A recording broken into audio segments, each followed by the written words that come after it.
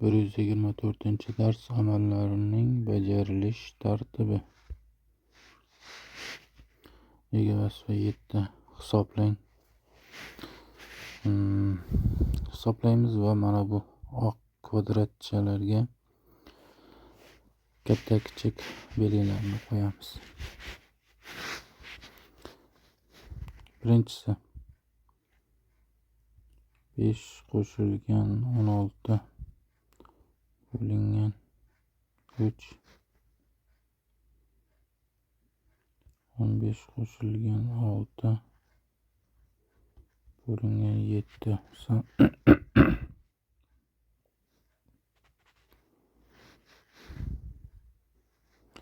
5 kun 6'ni qo'shamiz 21 bo'lamiz 3 ga. 15 ga 6'ni qo'shsam 21 bo'lamiz 7 ga. 21 ni 3 ga bo'lsak 7, 1 da 7 ga bo'lsak 3. Demak, 10 katta.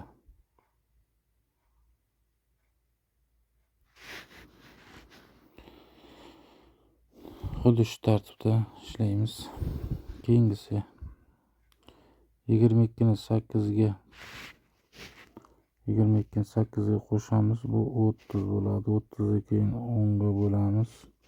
45 ni 9 ga bo'lsak bu 5. 5 dan 2 ni ayiramiz. Bu 3 bo'ladi. 30 ni 10 ga bo'lsak ham 3 bo'ladi. Demak, bu teng.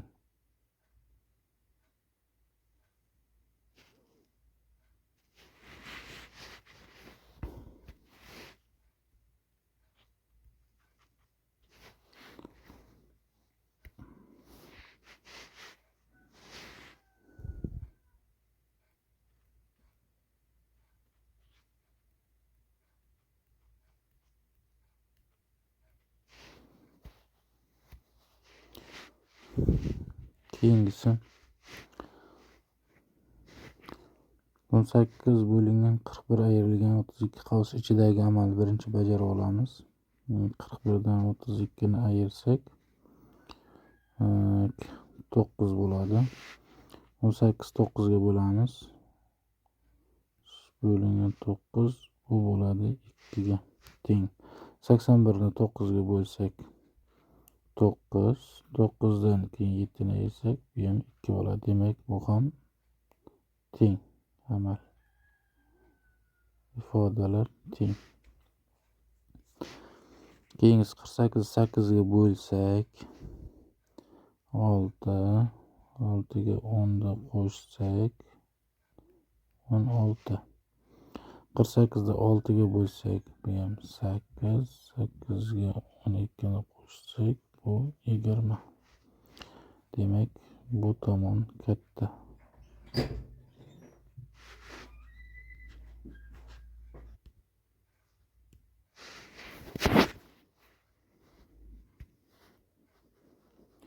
Endi keyingi masalani ishlashga o'tamiz.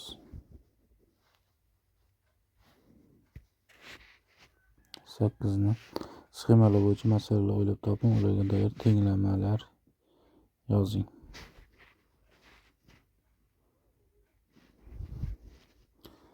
Masala deyapti. Aytyaptiki, mana yerda sopol bor ekan 181, kashta so'roq bilmaymiz va jami 284 ekan. Birinchisiga masalani og'zaki aytib ketaman, yozib o'tirmasdan.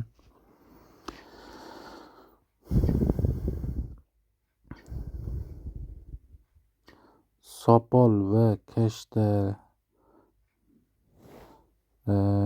jami 284 ta bo'lib, shundan sopol 181 tani tashkil qiladi. Kashta nechtani tashkil qiladi?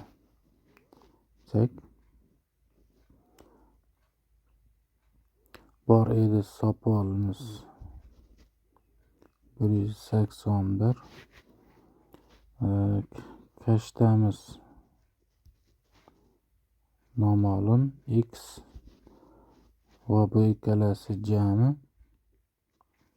284. Birato'la tenglamayni tuzib ketamiz. Mana sopol 181 qo'shildi noma'lum x va teng bo'ldi 284 ga. Tenglamani yechamiz. 181 da tenglikni o'ng tomoniga olib o'tamiz va bu ishorasini o'zgartiradi qarama qarshisiga. Hozir bu yerda ishorasi musbat bo'lgani uchun bu yoqda manfiy bo'ladi. Ya'ni bu yoqda x qoldi o'zi.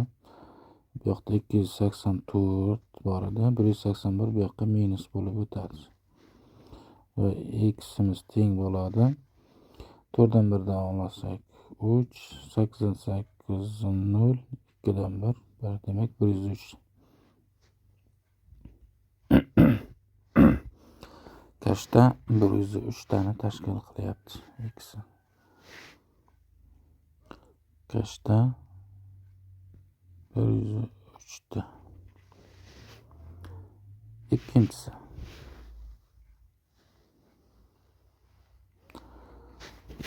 Choynaklar noma'lum, laganlar 136 ta, jami 428 ta.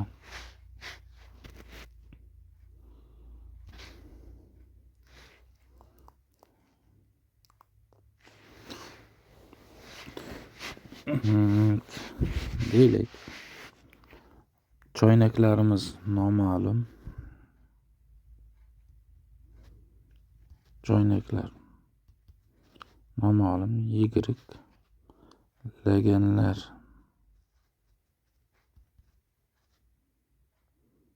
136 ta, jami 428 ta. Xuddi tepadagi misolni ayni o'zi.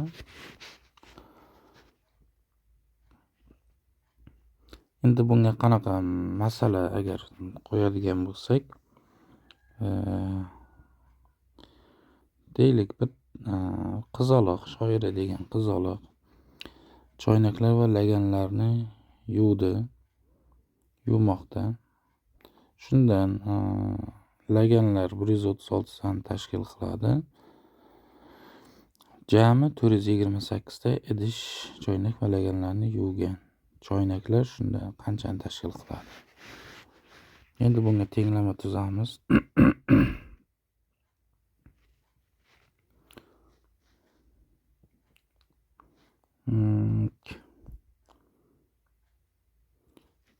Choynaklarga laganlarni qo'shsak, laganlarimiz 136 ta kelib chiqyapti 428 ta. 136 ni tenglikdan o'ng tomoni olib o'tamiz. Bu tomonda y qoldi. 428 136 musbat bo'lgani uchun bu yoqqa ishorasi manfiy bo'lib o'tadi, ya'ni minus bo'lib o'tadi. Minus 136 bo'ladi. Y teng 8 dan 6 ni esa 2. 4 dan qarz berdi 12, 12 dan 3 tasak 9, 4 dan qarz ketgan 3, 3 dan 1 ni olsak 2.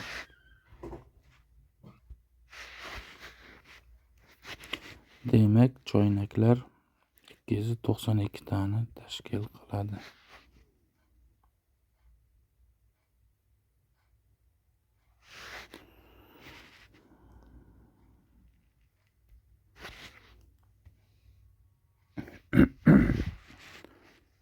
Oxirgi masalamiz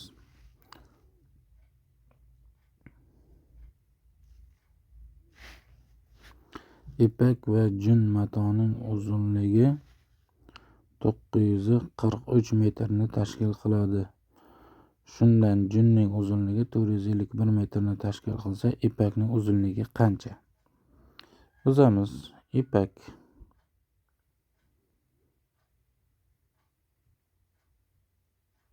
bilmaymiz qanchaligini. Bu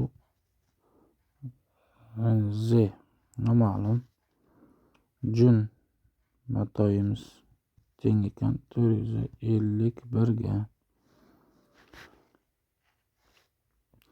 Va ikkalasini qo'shganimizda 451 ni matolarni jun bilan ipakni jami 943 metr mato uzunligi kelib chiqdi. Shunda biz ipakning uzunligini topishimiz kerak.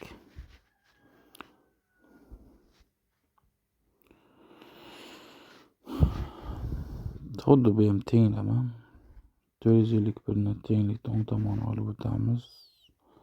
Z qoldi bu tomonda teng 943. Bu yoqda ishorasini manfiyga o'tkazadi, minusga. Shunda 451 ayriladi.